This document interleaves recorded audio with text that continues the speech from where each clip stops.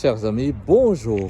On est le 30 novembre, donc on n'est pas loin du 1er décembre, mais il reste un mois pour cette année et c'est le moment en fait de parler de la stratégie, des plans d'action pour l'an prochain.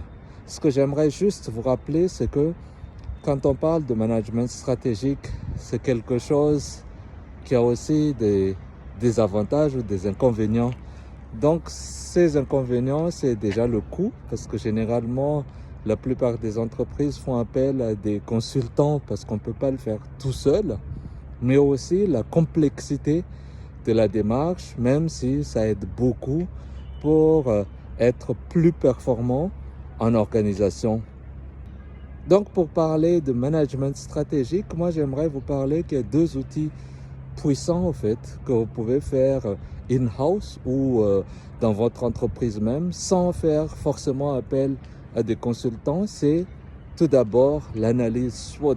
L'analyse SWOT, en fait, on en parle beaucoup, que ce soit à l'école, que ce soit au bureau, mais les gens n'arrivent toujours pas souvent à comprendre que c'est un outil puissant, hyper puissant, si on l'utilise vraiment, parce que c'est sur les résultats des analyses SWOT, en fait, qu'on monte tout ce qu'on appelle la stratégie, toutes les démarches stratégiques qui se déclinent après en plan d'action qu'on va faire tout au long de l'année. Ça vient de cet outil.